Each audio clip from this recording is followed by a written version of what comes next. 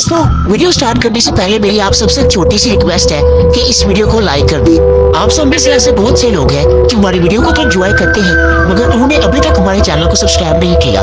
तो आप सबसे एक रिक्वेस्ट है कि हमारे चैनल को सब्सक्राइब करें और इस वीडियो को लाइक कर दिया करें। एक छोटा सा गांव जहां एक पुरानी सवारी चलती है। शाम का समय है और आसमान में हल्के बादल छाए हुए हैं। अरे संजय, सुना है कल रात वो पुरानी सवारी फिर से चली थी? अरे वो तो बस कहानियों में ही सुनने को मिलती है। क्या कोई सच में वहाँ गया था? हाँ, कुछ लोग कहते हैं कि उन्होंने वहाँ भूतों की आवाजें सुनी थी। मुझे तो डर लगता है। तू वहाँ क्यों जाना चाहता है? बस अपनी हिम्मत आजमाने का मन है। चल, कल चलते हैं। संजय थोड़े अनमने ढंग से सहमति जताता है, लेकिन उसकी आंखों में डर साफ दिखाई देता है। रात का समय है और चांद की रोशनी में सब कुछ चमक रहा है। देख, वो रही सवारी, कितनी पुरानी और डरावनी लग रही है। मुझे तो लगता है कि ये हमें बुला रही है। हाँ, लेकिन मैं यहाँ आने से बहुत डरा हुआ हूँ। क्या हमें सच में अंदर जाना चाहिए? ये जगह तो भूतिया लग रही है। अरे भूत क्या करेंगे, हम बस थोड़ा देखेंगे और लौट जाएंगे। चलो, डर को मार देते हैं। दोनों सवारी के करीब पहुँचते हैं। देखो, ये सवारी कितनी पुरानी है। कुछ लोग कहते हैं कि उन्होंने वहाँ भूतों की आवाजें सुनी थी, लेकिन हमें खुद देखना होगा। संजय थोड़े अनमने ढंग से सहमति जताता है, लेकिन उसकी आंखों में डर साफ दिखाई देता है। देखो, अंदर तो कुछ नहीं है, यह बस पुराना सामान लगता है। लेकिन यहाँ एक अजीब सी दबी हुई आवाज है। क्या हमें बाहर नहीं जाना चाहिए? तभी एक धीमी भूतिया आवाज सुनाई देती है। ये क्या था? मुझे यहाँ से जाना है। अरे रुको संजय, यह सिर्फ एक आवाज हो सकती है। हमें पता करना होगा कि ये क्या है। संजय की आंखों में भय की चमक है, लेकिन नारायण की आंखों में साहस है। मुझे लगता है कि हमें तुरंत बाहर निकलना चाहिए। अरे लेकिन हम बिना कुछ जाने कैसे जा सकते हैं? चलो, बस एक बार और सुनते हैं। वे दोनों सवारी के अंदर और गहराई में जाने लगते हैं। सवारी के अंदर अंधेरा बढ़ता जा रहा है। एक असहज चुप्पी है और दोनों दोस्त एक दूसरे की ओर देख रहे हैं। तुम ठीक हो संजय? यह जगह सच में डरावनी लग रही है। मुझे समझ में नहीं आ रहा क्या करूं। यह कुछ तो अजीब है। क्या वो देख रहे हो? वहाँ पर कुछ चमक रहा है।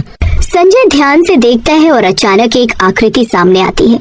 ये एक भूतनी है जिसका चेहरा अंधेरे में छिपा हुआ है। तुम लोग यहाँ क्यों आए हो? हम बस देखने आए थे। तुम कौन हो? क्यों यहाँ हो? मैं यहाँ फंसी हूँ और तुमसे मदद चाहती हूँ। हमें यहाँ से जाना चाहिए। नारायण, ये सच में भूतिया है। रुको, हमें पहले उसकी कहानी सुननी चाहिए। भूतनी की आंखों में आंसू है और उसका चेहरा करुणा से भरा हुआ है। वो उन्हें अपनी कहानी सुनाने लगती है। एक समय की बात है जब मैं यहाँ की पहली सवारी थी। ये जगह खुशियों और उत्सवों से भरी थी, लेकिन एक रात एक भयानक हादसा हुआ। एक भयानक तूफान आया और मेरी सवारी पलट गई। हम सभी यहाँ फंस गए। मैंने अपने दोस्तों को खो दिया और तब से मैं यहाँ अकेली हूँ। कितना दर्दनाक है। लेकिन तुम यहाँ क्यों फंसी हो? तुम्हें शांति क्यों नहीं मिलती? मैं तब तक मुक्त नहीं हो सकती जब तक मेरी सवारी के असली कारण को नहीं पता चलता। अगर तुम मेरी मदद करोगे तो मैं तुम्हें शांति दे सकती हूँ। संजय और नारायण एक दूसरे की ओर देखते हैं और उनके चेहरे पर संदेह और करुणा का मिश्रण है। हम तुम्हारी मदद करेंगे। हमें बताओ, हमें क्या करना है? धन्यवाद। तुम्हें सवारी की पुरानी कहानियों को खोजना होगा। कुछ छिपी हुई बातें हैं जो यहाँ की सच्चाई को उजागर करेंगी। सवारी के अंदर नारायण और संजय भूतनी की मदद के लिए उसकी कहानियों की खोज में जुटे हैं। हमें इस सवारी के बारे में और जानना होगा। क्या तुम जानती हो कि इसकी शुरुआत कैसे? हाँ, ये सवारी एक मेले में सबसे पहले आई थी, लेकिन उसकी कहानियाँ कभी सुनी नहीं गई। वो हमेशा हंसी और खुशियों से भरी रहती थी, लेकिन अंत में उसे दरिंदों का शिकार होना पड़ा। हमें पुराने दस्तावेजों की तलाश करनी होगी। कहीं ना कहीं हमें इस सवारी की सच्चाई का पता चल जाएगा। वे दोनों सवारी के चारों ओर देख रहे हैं और अचानक उन्हें एक पुरानी किताब मिलती है जो सवारी की कहानियों से भरी है। देखो, ये क्या है? ये किताब सवारी की पुरानी कहानियों को बताती है। इसे खोलो, हमें पता करना चाहिए कि इसमें क्या है। नारायण किताब को खोलता है और जैसे ही वे पन्ने पलटते हैं, यहाँ लिखा है कि सवारी में बैठने वाले सभी लोग उस रात गायब हो गए थे। क्या तुम्हें लगता है कि वो लोग अभी भी यहाँ हैं? हाँ, वे इस सवारी में बंधे हुए हैं। उनकी आत्माएं इस सवारी का हिस्सा बन गई हैं। उन्हें शांति की तलाश है। लेकिन उन्हें शांति कैसे मिलेगी? हमें कुछ करना होगा। ये बहुत डरावना है, हमें सच में सावधान रहना होगा।